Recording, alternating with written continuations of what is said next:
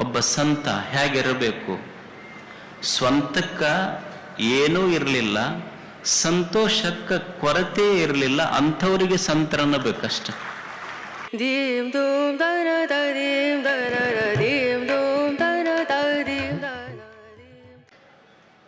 ಈ ಸಮಾರಂಭದಲ್ಲಿ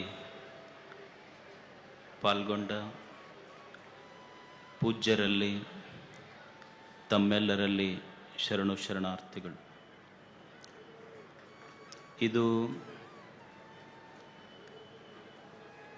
ಅಭೂತಪೂರ್ವ ಕಾರ್ಯಕ್ರಮದಲ್ಲಿ ನಾವೆಲ್ಲ ಸಮ್ಮಿಲಿತರಾಗಿದ್ದೇವೆ. ಇದು ಕೊತ್ತಲ ಬಸವೇಶ್ವರ ಭಾರತೀಯ ಶಿಕ್ಷಣ ಸಮಿತಿ ಸೇಡಂ.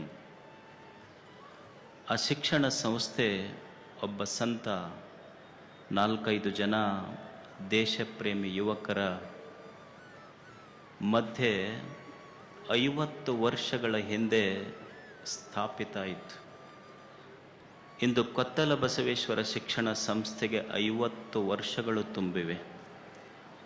ಆ ಶಿಕ್ಷಣ ಸಂಸ್ಥೆ ನಾಡಿನಲ್ಲಿ ವಿದ್ಯೆ ನೈವೇದ್ಯವಾದ ಕಲ್ಯಾಣ ಕರ್ನಾಟಕ ನಾಡಿನಲ್ಲಿ 50 ವರ್ಷಗಳ ಹಿಂದೆ ಒಂದು ಸಣ್ಣ ಶಾಲೆಯಿಂದ ಪ್ರಾರಂಭವಾದ ಕೊತ್ತಲ ಬಸವೇಶ್ವರ ಶಿಕ್ಷಣ ಸಂಸ್ಥೆಗೆ ಇಂದು 50ನೇ ಹುಟ್ಟುಹಬ್ಬ ಅದರದ್ದು.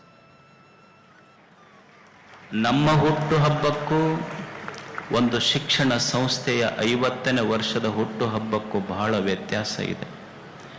ನಮ್ಮ ಹುಟ್ಟುಹಬ್ಬ ಮುಂದೊಂದಿಷ್ಟು ಕೇಕ್ ಇರ್ತದೆ, ಒಂದಿಷ್ಟು ಮೇಣದ ಬತ್ತಿಗಳಿರ್ತವೆ.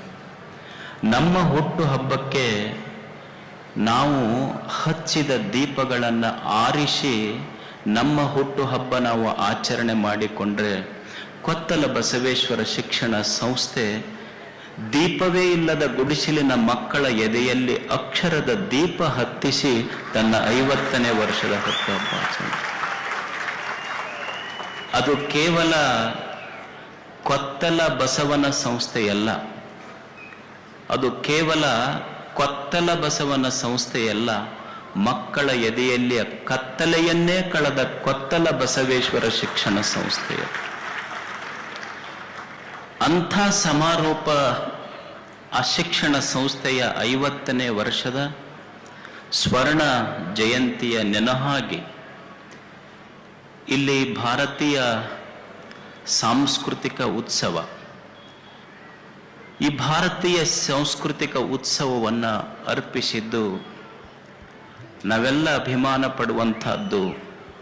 ಇಡೀ ಸಾಂಸ್ಕೃತಿಕ ಉತ್ಸವವನ್ನು ಈ ಶತಮಾನದ ಸಂತ ಸಿದ್ದೇಶ್ವರ ಅಪ್ಪಾಜಿ ಅವರಿಗೆ ಇದರ ಅರ್ಪಣೆಯಾಗಿದೆ. ಒಬ್ಬ ಸಂತ, ಅವರು ನಮ್ಮ ಕಣ್ಣೆದುರಿಗಿಲ್ಲ, ಆದರೂ ಸಹಿತ ಎಂದು ನಮ್ಮ ಸ್ಮೃತಿ ಪಟಲದಲ್ಲಿ, ಹೃದಯದಲ್ಲಿ, ಮನದ ಅಂತರಾಳದಲ್ಲಿ ಅವರ ಮಾತುಗಳು ಪ್ರತಿಧ್ವನಿಸ್ತಾ ಇವೆ. ಒಬ್ಬ ಸಂತ, ಅವರು ಶತಮಾನದ ಸಂತರು. ಒಬ್ಬ ಸಂತ ಹೇಗಿರಬೇಕು ಅನ್ನೋದಕ್ಕೆ ತಾವೇ ವ್ಯಾಖ್ಯಾನ ಆದರು. ಒಬ್ಬ ಸಂತ ಹೇಗಿರಬೇಕು? ಸ್ವಂತಕ್ಕ ಏನೂ ಇರಲಿಲ್ಲ, ಸಂತೋಷಕ್ಕೆ ಕೊರತೆ ಇರಲಿಲ್ಲ, ಅಂಥವರಿಗೆ ಸಂತರನ್ನ ಬೇಕಷ್ಟೆ. ಸ್ವಂತಕ್ಕೆ ಏನೂ ಇರಲಿಲ್ಲ, ಸಂತೋಷಕ್ಕೆ ಕೊರತೆಯೇ ಇರಲಿಲ್ಲ, ಅಂಥವರಿಗೆ ಸಂತರನ್ನ ಬೇಕು. ಅಂಥ ಶತಮಾನದ ಸಂತನಿಗೆ ಈ ಅಭೂತಪೂರ್ವ ಸಮಾರಂಭ ಅರ್ಪಣೆಯಾಗಿದೆ. ಈ ಭಾರತೀಯ ಸಾಂಸ್ಕೃತಿಕ ಉತ್ಸವದ ಸಮಾರೋಪ ಸಮಾರಂಭ. ಈ ಸಮಾರೋಪ ಸಮಾರಂಭದಲ್ಲಿ ದೇಶದ ಅಲ್ಲ, ವಿಶ್ವದ ಮೂಲೆ ಮೂಲೆಗಳಿಂದ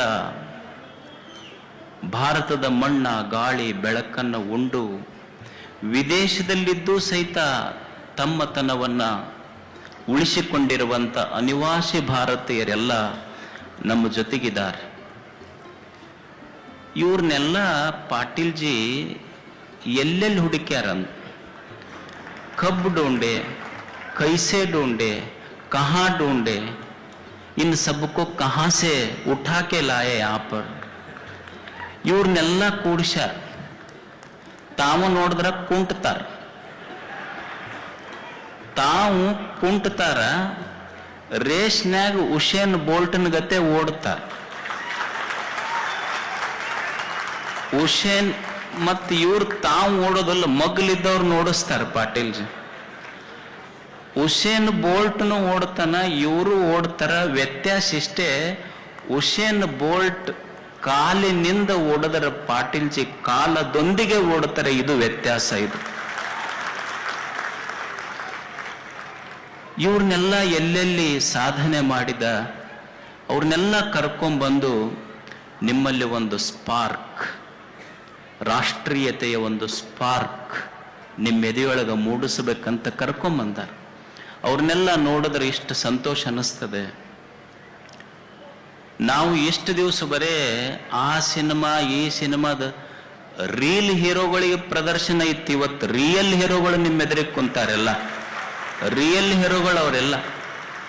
ಮತ್ತು ಅವರೆಲ್ಲ ವಿಶ್ವದ ಮೂಲೆ ಮೂಲೆಗಳಲ್ಲಿದ್ದರೂ ಸಹಿತ ಇಂದು ಭಾರತವನ್ನು ಎದೆ ತುಂಬಿಕೊಂಡರಲ್ಲ. ಇದನ್ನೆಲ್ಲ ನೆನೆಸ್ಕೊಂಡ್ರೆ ನೋಡಿದ್ರೆ ಒಂದು ಮಾತು ನೆನಪಿಗೆ ಬರ್ತದೆ. You can take an Indian out of India. You can take an Indian out of India, but you cannot take India out of an Indian.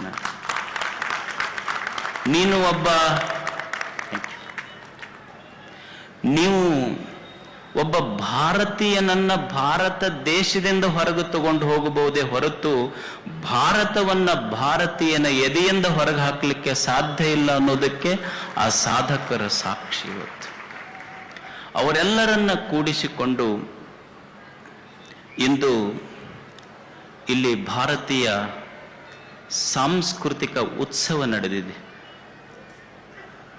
Bharat ಅಂದ್ರೆ ಏನು? ಏನು ಭಾರತ?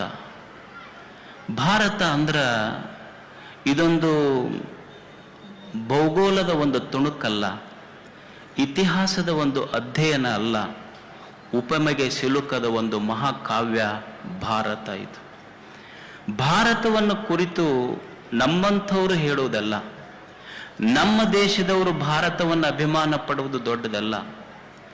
ವಿದೇಶದ ಜನ ಈ ಮಣ್ಣಿನ ಬಗ್ಗೆ, ಈ ನೆಲದ ಬಗ್ಗೆ ಎಷ್ಟು ಅಭಿಮಾನ ಅವರಿಗೆ. ಮಾರ್ಟಿನ್ ಲೂಥರ್ ಅಂತಿದ್ರು, ಅಮೆರಿಕದ ಮಾರ್ಟಿನ್ ಲೂಥರ್. ಅವರು ನೊಬೆಲ್ ಪ್ರೈಸ್ ಸಿಕ್ತು. ಅಮೆರಿಕದ ಮಾರ್ಟಿನ್ ಲೂಥರ್ ಅವನು ಈ ಸಿವಿಲ್ ರೈಟ್ಸ್ ಮೂವ್ಮೆಂಟ್ಸ್ ಬಗ್ಗೆ ಬಹಳ ದೊಡ್ಡ ಸಾಧನೆ ಮಾಡಿದರು.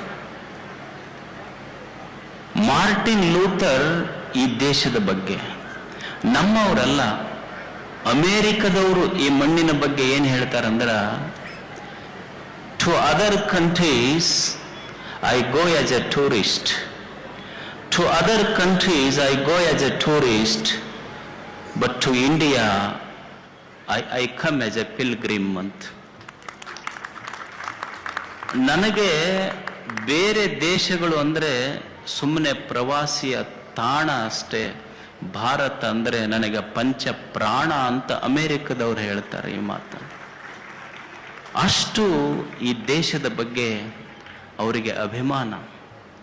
ಇದು ಎಂಥ ಸಂಸ್ಕೃತಿ, ಇದು ಭಾರತದ ಸಂಸ್ಕೃತಿ. ಕಾಲೇ ವರ್ಷತು ಪರ್ಜನ್ಯ ಪೃಥ್ವೀ ಸಸ್ಯಶಾಲಿನಿ ದೇಶೋ ಅಯಂ ಕ್ಷೋಭರಹಿತಃ ಸಜ್ಜನ ಸಂತು ಸುಖಿನಃ. ಎಲ್ಲೋ ಕುಳಿತ ಋಷಿ ಈ ಮಾತನ್ನ ಬರೀತಾನೆ. ಅವನಿಗೆ ಜಾತಿಗಳು ಗೊತ್ತಿಲ್ಲ, ಧರ್ಮಗಳು ಗೊತ್ತಿಲ್ಲ, ನನ್ನವರು ಅನ್ನೋದು ಗೊತ್ತಿಲ್ಲ. ಎಲ್ಲೋ ನದಿಯ ದಂಡೆಯಲ್ಲಿ ತಪಸ್ಸನ್ನಾಚರಣೆ ಮಾಡುತ್ತಾ ಕುಳಿತ ಋಷಿ ಬೆಳಿಗ್ಗೆ ಎದ್ದು ಕಣ್ಣು ಮುಚ್ಚಿ ಮಾಡುವ ಮೊದಲ ಪ್ರಾರ್ಥನೆ ಅಂದ್ರೆ ಕಾಲೇ ವರ್ಷತು ಪರ್ಜನ್ಯ ಪೃಥ್ವಿ ಸಸ್ಯಶಾಲಿನಿ. ಕಾಲ ಕಾಲಕ್ಕೆ ಮಳೆ ಬೀಳ್ತಿರ್ಬೇಕು. ತಾಯಿ ಮಳೆ ಬಂದ ಮೇಲೆ ಈ ಇಳೆಯೆಲ್ಲ ಹಸಿರುಡಿಗೆಯನ್ನುಡಬೇಕು. ಪೃಥ್ವಿ ಸಸ್ಯಶಾಲಿನಿ ದೇಶೋ ಅಯಂ ಕ್ಷೋಭರಹಿತಃ. ನನ್ನ ಭಾರತ ದೇಶ ಹೇಗಿರಬೇಕು ಅಂದ್ರೆ ಇಲ್ಲಿ ಬರಬಾರದು. ನನ್ನ ದೇಶಕ್ಕೆ ಅನ್ನದ ಬರ ಅಲ್ಲ, ಅನ್ನದಿಂದ ಬರಬರಬಾರದು, ಅಕ್ಷರದಿಂದ ಬರಬರಬಾರದು, ಜ್ಞಾನದಿಂದ ಬರಬರಬಾರದು. ಯಾವುದರಿಂದ ಬರದೇ ಇರುವಂಥ ಸುಭಿಕ್ಷೆಯ ನಾಡು ಭಾರತ ಆಗಲಿ ಅಂತ ಎಲ್ಲೋ ಕುಳಿತ ಋಷಿ ಪ್ರಾರ್ಥನೆ ಮಾಡ್ತಾನೆ ತನ್ನ ದೇಶದ ಬಗ್ಗೆ. ಇದು ನನ್ನ ದೇಶ, ಇದು